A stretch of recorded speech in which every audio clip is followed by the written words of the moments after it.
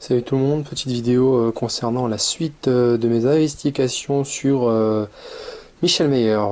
Voilà, on a toujours notre cellule, alors toujours avec de l'eau distillée, hein, parce que voilà, pour l'instant j'ai envie de travailler avec le moins de facteurs, toujours le même facteur, c'est-à-dire de l'eau distillée. Et si je prends de l'eau, peut-être qu'un jour elle va être plus chlorée que l'autre. Enfin voilà, alors là j'ai toujours un facteur qui est toujours vraiment stable. On a ici nos salles de choc et on a ici un transformateur haute tension, hein, comme on peut les voir en fait sur les plans de Michel Meyer. Donc déjà ce qu'on va voir c'est à combien on peut monter en tension juste avec ce transformateur haute tension, hein.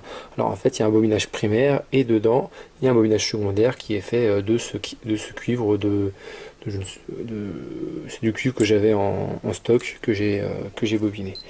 Voilà, donc ici on peut voir les signaux. Alors je suis à voilà, pour l'instant je suis à 5 kHz. Alors ce qu'on va faire, alors je vais enlever ça et on va balayer pour voir la fréquence. Alors attendez, excusez-moi, pour que ça trigue mieux. Voilà, donc voilà, hop,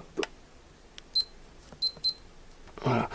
Alors ce que je fais, c'est que je balaye, hein, en même temps avec le GBF. Voilà, sur l'oscilloscope, c'est la sortie du Tesla Coil et on va voir le maximum de tension qu'on peut avoir. Alors on va regarder, il faut regarder volt RMS, hein. Donc allez, on bouge. Là je suis à 22, 23, on voit que voilà, après ça donne de moins en moins de choses jusqu'à ne plus rien avoir. Je descends. Voilà, vous pouvez voir la fréquence en même temps. Voilà, 2 kHz, 1, 1, voilà, après j'ai descends, même si je descends en dessous de 1 kHz, voilà, ça donne pareil plus rien, ça donne de la merde. Donc voilà, on a pu voir que là, le Tesla Coil, en gros, tel qu'il est fait, ne donne pas de surtension, pas de haute tension, que dalle, il ne se passe absolument rien. Maintenant, ce que je vais faire, c'est que j'ai branché le Tesla Coil sur l'entrée des salves de choc. Alors, les salves de choc, hop, c'est branché, sorti, mise là, comme vous pouvez voir, hein, ici. Et on va voir ce qui se passe. Voilà, donc ce que j'ai fait, c'est que j'ai branché le Tesla Coil sur l'entrée de notre salve de choc. Alors, il n'y a pas la diode, hein, pour l'instant, comme sur les travaux de Stanley Meyer, parce que mon but, c'est pas pour l'instant de faire une électrolyse, c'est de voir plutôt comment réagit le système. Et après, bien entendu, je mettrai les diodes pour vraiment faire l'électrolyse. Là, le but, c'est vraiment de comprendre le système, bien accorder le tout. Donc, j'ai mis la sonde de l'oscilloscope sur la sortie des cellules et on va bien voir on est sur combien. Alors je sais pas si vous voyez, mais on est sur x10. Voilà, vous voyez bien la surtension qu'il y a. Alors je vais essayer de remettre à une main. Voilà, on va voir sur la chaîne 1, alors rouge, hein, sur le rouge. On va voir chaîne 1, si on est bien sur x10, vous pouvez voir, hein, on est sur x10. Je sais pas si on peut bien voir, voilà, x10. Et maintenant, qu'est-ce qu'on peut constater? On peut constater qu'on est en volt RMS à peu près 30 volts RMS. Et pic à pic, on est 225 volts. Voilà. Et on a cette fameuse surtension. Comme on a pu remarquer tout à l'heure, juste le Tesla Coil en soi, je n'avais absolument pas de haute tension. Mais en mettant le système, alors pour l'instant il est plus ou moins accordé, mais en mettant ce système comme ça, on peut remarquer que dans notre cellule, il y a une surtension. Alors ce que je vais faire maintenant, c'est que je vais rapprocher les lames des couteaux et vous allez voir ce qui va se passer au niveau des signaux. Alors on va enlever ça et regardez bien.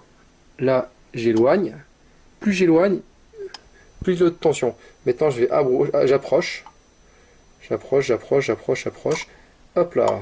Bon là il y a mon GBF qui s'est mis en court-circuit, hein, c'est normal. Hop, mais vous pouvez voir que on a baisse. Voilà. Alors j'approche encore, j'approche. J'ai retouché encore. Alors on va essayer de se mettre au plus proche. Voilà, on s'est mis au plus proche là. Je vais allumer. Là, vous pouvez voir que on se retrouve à moins. Alors, hop. Là, on se retrouve à 110 volts et à 14 volts RMS. Hein. Donc, ce que je vais faire, c'est que maintenant, on va bouger la fréquence et voir ce qui se passe. Voilà. Ce qu'on peut voir, c'est que l'optimal, c'est 2 kHz pour notre cellule. Voilà.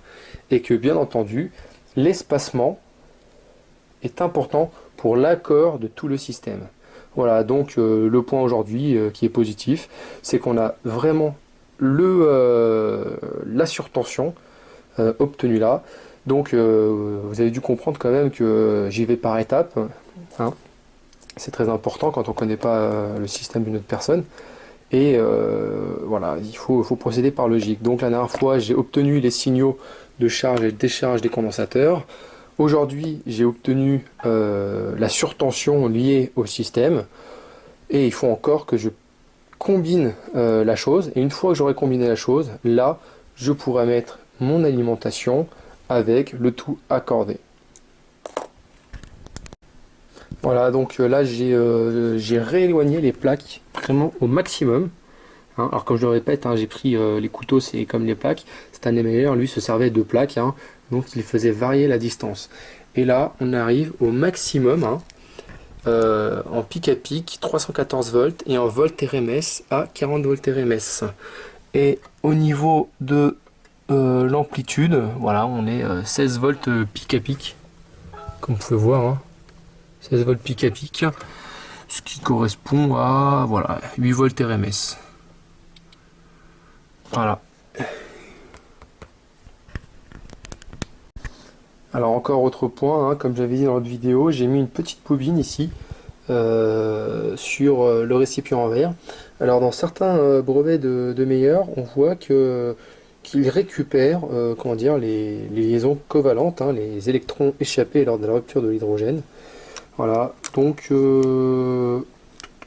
j'ai mis ça et je me sers quand même de ça pour voir s'il y a de l'haute tension.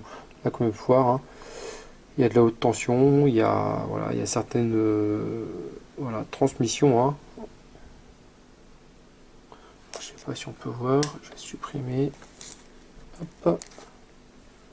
Voilà, comme on peut voir. Hein. Voilà. Alors après, on va enlever.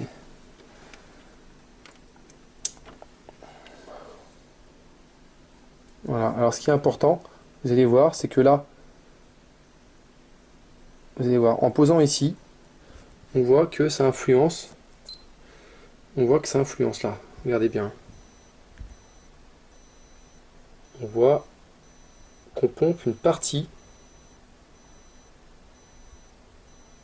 hein, de la tension. Vous voyez là, en pic à pic, on est à 312 volts et on descend à 287, 289 volts. Maintenant, ce que je vais faire, c'est que je vais toucher là. Voilà, vous voyez, je vais toucher comme ça là. On a la même puissance d'éclairage ici et là. Bon, après, ça dépend comment je mets la caméra, hein, face à la caméra. Voilà. Et regardez bien. Quand je vais toucher,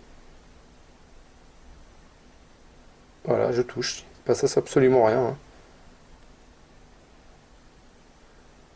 Voilà. Toujours 310 volts. Donc voilà, peut-être. Hein, alors, pour l'instant, ça, c'est pas sûr. Hein. Ce qui est sûr, c'est ce que je vous ai montré au niveau des surtensions. Hein. Mais voilà, je mets quand même ça pour voir s'il y a quand même une différence de temps en temps, hein, en testant. Hein. Voilà.